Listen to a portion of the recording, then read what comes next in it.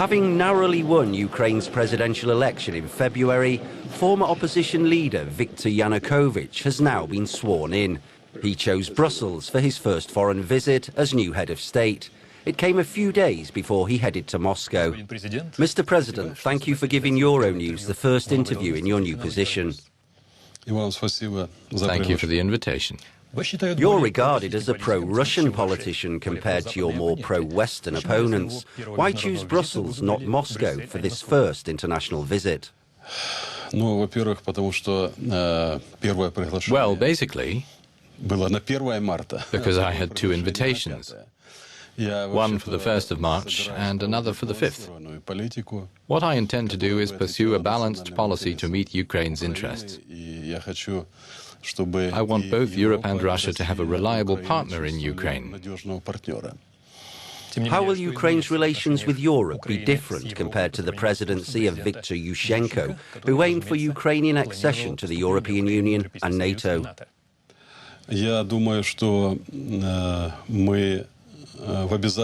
I think that we will definitely take a step from talk to action. That's the main thing I'm going to change. Our relationship should become better defined.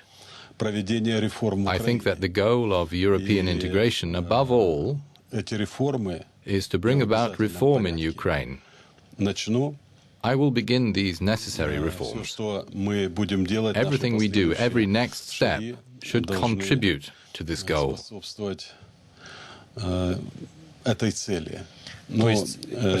So are you keeping or are you rejecting the goal of joining the EU and NATO? We will definitely continue our European integration process. As for Ukraine joining NATO, this issue is not currently on our agenda, and it is difficult to say when it will be. Today, the state of society is such that the excessive politicization of this issue only contributes to political instability and divides society. My goal is to unite the Ukrainian people, to make Ukraine a stable territory, a reliable and predictable partner.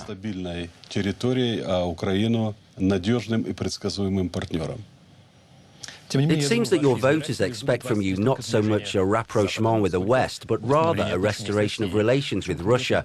How will it be expressed? I think that now we must repair the deficiency which we had in our relationship with Russia. The future relations I see between Ukraine and Russia are the relationship of friendly countries, a partnership, good neighborliness that will serve the interests of the Ukrainian and Russian peoples. I would say that both our peoples would like to restore the traditional relations. And they expect that from the policies of the heads of state of Ukraine and Russia. Будут проводить руководители государств Украины и России. To improve relations, what will your political moves be exactly? Will Ukraine recognize independence in Abkhazia and South Ossetia? Я высказался в свое время о том, что мы I said earlier that we oppose the policy of double standards, like the example of Serbia. For the recognition of Montenegro's, I mean the recognition of Kosovo's independence. And even then, it was clear that the problems in areas of frozen conflicts will only worsen.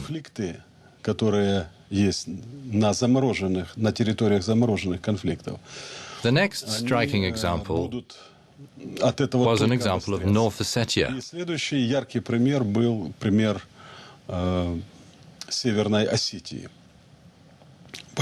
Therefore, my point of view is that we should emphasize once again as soon as possible, that the international rules that should work for everyone, should not have exceptions.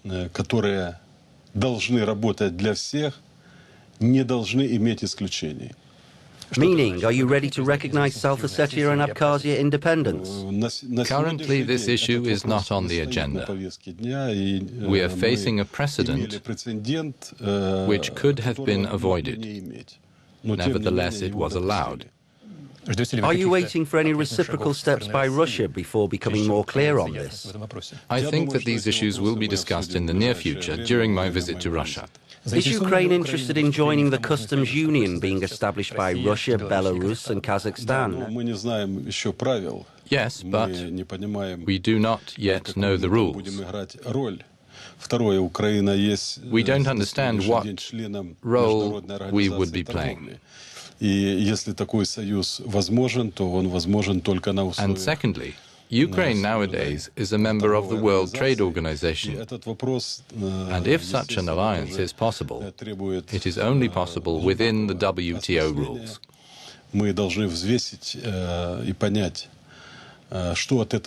This question, of course, requires deep reflection.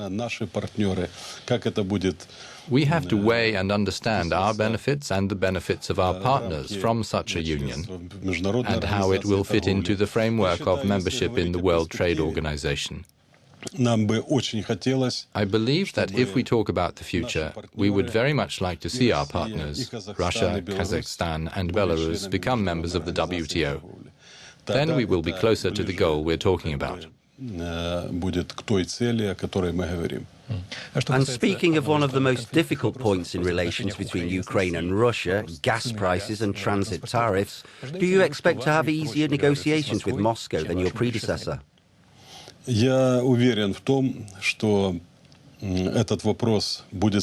am sure that this issue will be on the agenda during my visit to Moscow, and we'll have an answer very soon. Of course, this question is now very important to Ukraine, because we believe that today's gas prices for Ukraine are, to put it mildly, unfair.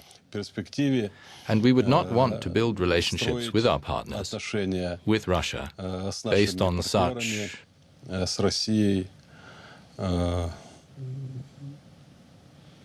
unfavorable conditions for Ukraine. What price would you consider fair? I think that it's a question to be negotiated along with all the multiple issues which we are accustomed to solving with Russia, as they say traditionally, in the same package. Thank you, Mr. President. Thank you.